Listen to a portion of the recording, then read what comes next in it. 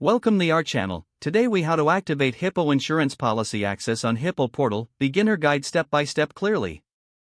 To activate your Hippo insurance policy access on the Hippo portal, begin by opening your preferred web browser.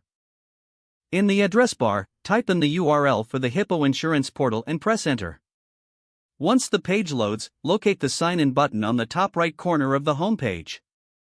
Click on the sign in button to proceed to the login page.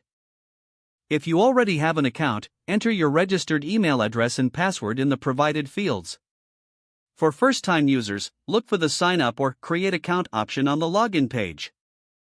Click on the Sign Up button to initiate the account creation process. Fill in the required information, such as your name, email address, and any other requested details.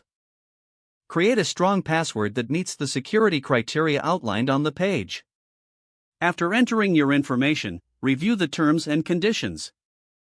If you agree, check the box to accept them, then click the Create Account button. Once your account is created, check your email for a verification message from Hippo.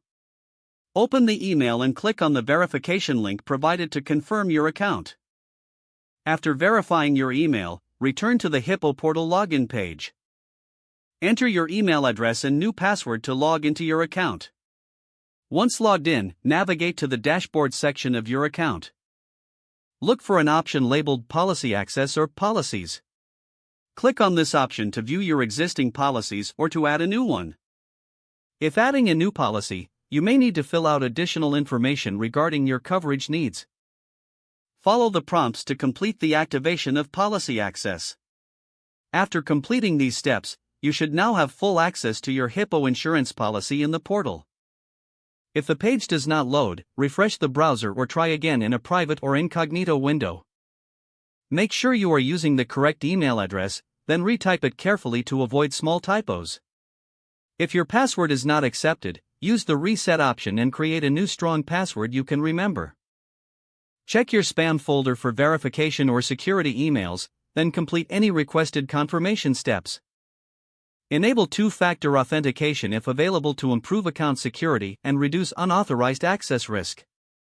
After signing in, review your profile details so your contact information and settings are accurate and current.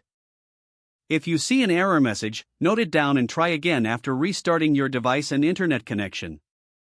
Log out when you finish, especially on shared devices, to keep your account and payment information secure. Don't forget to like this video and subscribe to our channel for more step-by-step tech guides.